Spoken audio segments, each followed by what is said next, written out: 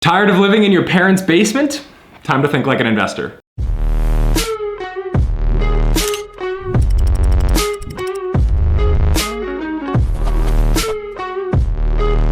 Welcome back to the channel. If you're new here, my name is Josh and I'm obsessed with financial independence and investing and making really wise financial decisions. And one of the biggest financial decisions people make in their life, this whole cliche, it's like the house is the biggest thing you'll ever buy. And I think that if you do your finances correctly, that's not exactly true. But anyways, all of that aside, I have never seen this much interest in people wanting to buy houses. It's crazy. As an advisor, I have clients who are coming to me non-stop. How do we get into a house this year? I'm really thinking about buying this year. And even some clients are saying they're in the market trying to buy. And some of these houses that they're bidding on are going $40,000, $50,000, $60,000 over asking, which is crazy. And one client even said there was a house that went $110,000 over ask, which is crazy to think about. It seems like we're in a recession with lockdown and the pandemic and all these sorts of things, but home prices just keep going up and up and up. Why is that? First thing is that millennials are finally starting to move out. Young people, Gen Z, millennials have had this reputation of kind of living in the parents' basement, not really getting up on their feet, and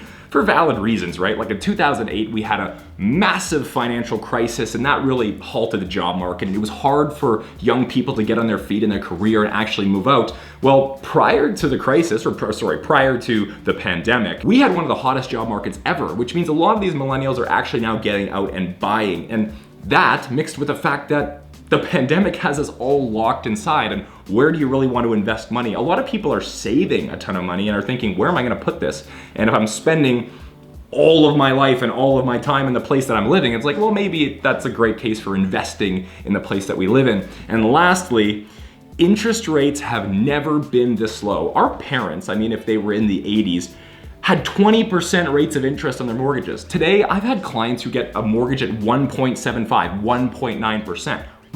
Borrowing money right now is unbelievably cheap. So these three reasons kind of come together and create this massive boom in housing. And a lot of people are interested in buying. So today I want to talk about what's the best way to buy a house. And if you want to get prepared to do that, how should you set yourself up? So I want to talk about some pros and cons of home ownership overall. And one of the coolest things about owning a home and getting a piece of real estate on your balance sheet is the fact that you get leveraged capital. And what I mean by that is, let's say you are looking at a $500,000 house and it goes up maybe 2% a year on average. So maybe every year that house is gaining value.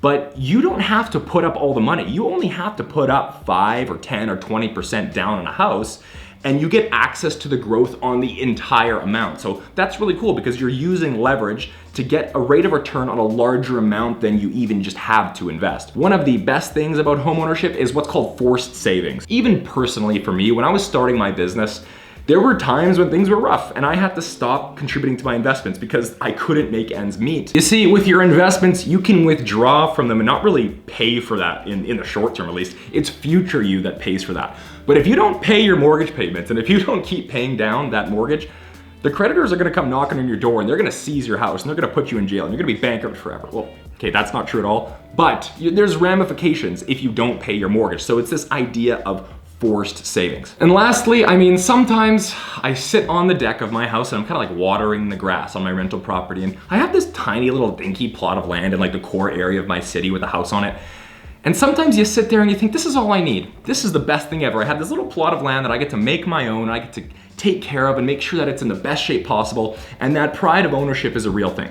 But there are some downsides to home ownership that you have to know about before getting into this. It is very expensive to change your mind when it comes to buying a house. If you want to do this thing where you buy a starter home and then 3 years later upgrade to something that's bigger, there's a lot of friction costs and transaction costs when you switch homes or when you sell a house, right? There's realtor commissions, there's land transfer. I had a client this year who had to pay $9,000 just to get out of their mortgage early. That is serious stuff. So it's really expensive to change your mind when you're thinking about buying a home. And lastly, home ownership, it's a part-time job in and of itself. When you buy a house, you have utilities to pay and furnaces break down and electrical stops working and there's plumbing issues. There's grass to mow, there's snow to shovel, and your tenants jam diapers down the toilet and flush them to the point where your main sewer line explodes underneath the ground and it's a $15,000 job to replace that line. True story, that happened to me. But you guys are not here for me to convince you out of buying a house. You know this is something you're excited about. It's something you've been thinking about for a long time. So how do we do it? What is the best way to think about home buying?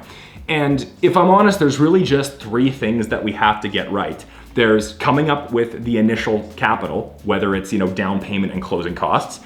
Then there's being creditworthy. You have to be creditworthy enough for a bank to loan you the money. And lastly, you have to have enough income to support that house. And I think almost all of the questions I get about housing come down to these three things. Down payments, what's the bank gonna give me? And can I even really afford this? The first thing, which generates a lot of debate, is how much do I put down on a house? And this is a massive debate for an obvious reason, right? 5% is kind of the minimum you can put down, and it's popular sometimes to go up to 20%. So if we think about like a $500,000 house, 5% down, it's pretty small. It's like 25,000 bucks. It's like, that's manageable. But if we want to do a 20% down payment, that's gonna be $100,000. That's significantly different.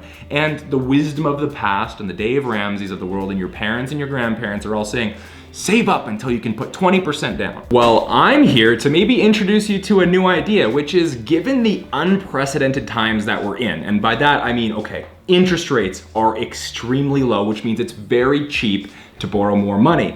And at the same time, the world of investment seems to be chugging along really well, and the returns that people are getting on aggressive investments are pretty good. And if you're an aggressive investor, you can get high returns on your investment. So why am I going here? What I'm trying to say is, if you have enough money saved up that you can choose between doing a 5% down or a 20% down, what you might consider is actually only putting the 5% down, because that allows you to invest the difference, right? We're just talking about a $500,000 house. If you have $100,000 saved, yeah, you could put 20% down, but what you could also do is only put 25,000 down, put 5% down, and invest the 75,000. You see, the reason this is a really cool idea right now, I mean, this isn't always going to be the case. If interest rates go up, it'll be different. If investment returns come down, this will be different. But the idea is, we have 100,000. Every dollar we put on a down payment saves us 2%. It saves us what the mortgage rate is, because that's money we would have paid in interest. But every dollar we don't put down can be invested at maybe a rate of 7 or 8 or 9%, right? If you invest it aggressively as a young person. And I think young people should be investing aggressively. They have a very long time frame to ride out the swings. So if you're somebody who has enough for 20% down, we run this math for young clients all the time. We run it over and over. And in 90% of situations in 2021 and 2020, the best thing for a young person to do is put 5% down. And if you're interested in running these kinds of calculations for yourself, I actually put together a Google Sheet that you can access for free. I'll put the link in the description below, and you can go in there and plop in your own numbers. What is this gonna cost? What's my budget? How much do I have to invest? And what it will do is it'll calculate whether it's a good idea for you to put 5% down or 20% down. And obviously, I mean, the reasons for putting 20% down are sound. It makes sense, because the larger the down payment you make, the smaller your payment's gonna be. And you kind of have to juggle this. There's a lot of different moving parts here. There's a lot of variables. But as a general rule, the more aggressive of an investor you are, the lower interest rates are, and the less you care about how much your monthly payment is, the more you should consider a low percentage down mortgage, only 5%. Now, the reason a lot of people get really upset about putting 5% down is because in North America, if you want to put 5% down on a house, the banks and the government see you as a riskier lender. It kind of makes sense, right? Like, if I'm putting 5% down on a house, I have way less skin in the game in that property than if I put 20% down. If I'm buying a $500,000 house and I only have 25 grand in it, it's easier to just walk away and pretend that never happened, in whatever case, versus if I put $100,000 into the property. And lastly, for startup costs, you're gonna also want to include maybe 1.5 or 2% in closing costs. And what that means is land transfer taxes and fees. You're gonna see so many fees when you go to buy your first house. It's crazy. Legal fees, realtor fees, land transfer taxes, all these different administrative fees to get a mortgage and a property set up for yourself. There's a lot. So if we're thinking, what do I need? What is the amount I need to save up to buy a home? First things first, take the down payment percentage, either 5 or 20 or somewhere in between, and then add 1.5%. So what that means is 6.5% to 21.5%. That is what you're gonna wanna have in total ready to go before you buy a home. Now, the second big thing you have to think about is credit worthiness, right? Is the bank going to extend you the loan? Sure, you can come up with a down payment and you can have the closing costs ready and you can find a house that you like, but if the bank isn't willing to extend you any credit, you're kind of hooped. There's not much you can really do unless you have all the money ready to buy the house in cash, which almost nobody has. So what does credit worthiness come down to? Well, it's gonna come down to two major things. One is your credit score, and the second is your credit history, or the history of how long you've been making payments and the history of how long you've had income for that matter. But let's talk about what goes into building a credit score, because in order for you to get a home, you're going to bare minimum need a credit score over 600. And if you don't know how those are calculated, it's pretty easy these days. It's free in almost every instance to go online and check your credit score through your bank or something like that. But you need to minimum be 600. So what goes into a good credit score? Well, I'm gonna put a visual up here. 35% of your credit score is your payment history. Are you making your payments on time? Or have you let some of those phone bills get away on you, some things you forgot about and you never paid them back and now the collectors are after you and all those sorts of things? If you've ever had collections after you, you've had a bankruptcy or you're not making payments, you're gonna get dinged and it's gonna be really tough for you to afford a home. The second biggest thing is your other outstanding debts, right? If you have, you're going to get approved for a house, but you already have 3 other houses, it's gonna be a lot harder for you to get credit because you already have so many loans outstanding relative to your income. So that's another huge piece. And then next you have some other things like the history, right? How long have you been making payments? How long have you had access to credit for it? How long have you been using it responsibly? First time I tried to buy a house, I was like some overeager 18-year-old kid who walked into a bunch of banks asking for a massive loan to buy my first rental property, and they all laughed me out the door. That wasn't gonna happen because I just didn't have enough history behind me. So, word up, thanks Dad. Dad came in and co-signed for me, and that allowed me to use his credit score and his income in order for me to get approved for a house. Now, the next thing is gonna be the credit mix. Do you have different varieties of credit, like a line of credit and a credit card and maybe a car loan? If you've shown that you can pay many different types of credit, that's also gonna help massively. And the last little thing is pursuit of new credit. They don't really wanna see that you're trying to get credit in 6 different places at once. That'll also ding you. So these are the sorts of things you have to be thinking about. Before you're looking at buying a house, you wanna know what are the startup costs you're gonna have, 6.5% to 21.5% of the full purchase price, and you're gonna wanna have a credit score at least 600. And lastly, the big thing is, can you even afford this house? And I think that's the question I probably get the most is, what can I afford? Can I afford this? Because people wanna know, like, am I paying way more for my house relative to everybody else? And am I way overextended? And that's where you don't wanna be. You do not wanna be house poor. And this comes down to 2 numbers, your gross debt service ratio, I know it's complex and boring, but we'll get through it, and total debt service ratio. And what banks and lenders are trying to determine is, does this person have enough household income to support this mortgage? And what these are referencing is what percentage of your total income can you put into a house? And I'll make this really simple. About 35% of your gross income can go towards housing expenses. That's what a lender will allow to happen. And when I say housing expenses, I mean mortgage, I mean utilities, and I mean taxes, the very basics on a house. So let's think of it this way. If you have $100,000 in household income, maybe it's you alone or you and a spouse together, $50,000 each, $100,000 in household income, you take 35% of that number. That's about $35,000, approximately $3,000 per month. And if we assume that 500 of that 3,000 is gonna go towards insurance and taxes and utilities, well then we have $2,500 left over per month that could go to the mortgage.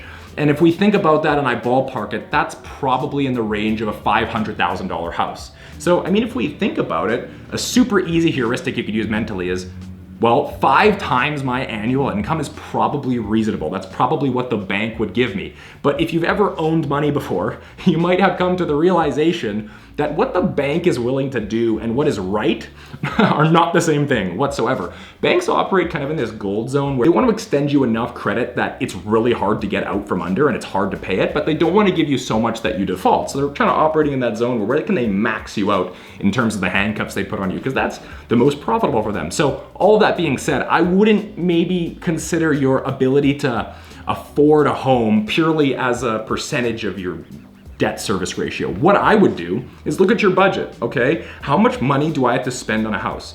Take some out for savings, take some out for a rainy day, make sure that there's enough room in the budget for emergencies, and whatever's left over, that's what you can reasonably afford. And so long as it's under the 35%, and maybe you want it to be quite a bit under if I'm honest, that means you can afford the home. So all of that being said, guys, before you get into these discussions about buying a house or looking at different price ranges, make sure you take your household income, multiply it by 0.35, and that's the amount you can really afford. That's what a bank will extend. So far we've talked about down payments, we've talked about credit scores, we talked about closing costs, we talked about what will the bank lend you, and those are really the main things that you need to be thinking about before you buy a house. Also, a couple concepts you really want to think about, just as some, tertiary pieces of advice for you.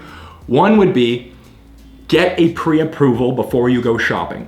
Do not sign up for a mortgage until you've had a bank pre-approve you for that mortgage. They last 60 days, so make sure that when you're in the range of buying a house, you're in that time range, go get pre-approved. Second thing would be, the whole idea of a starter home, getting yourself into a house that you're only gonna be in for 3 years, it really doesn't make a ton of sense financially. If you can put off that decision, if it's something you can do without, maybe rent, maybe stay in a place where you have more flexibility until you can buy a house that you're willing to stay in for a longer period of time. And lastly, don't buy anything from the bank other than the mortgage. If they try to sell you insurance and life insurance and disability insurance, what they've done is they've got you in a room, you're all excited, you're ready to sign up for your mortgage, and they can just juice the prices of all these other products that they can sell you. And a lot of the profit comes from that. So anyways, guys, that's kind of my discussion today on what you might want to do and the things you might want to think about when it comes to buying a house. If you guys got any value from this video whatsoever, make sure to hit that like button below. I'd appreciate it if you hit subscribe as well and turn on those post notifications for more videos just like this one every single week. Until next time.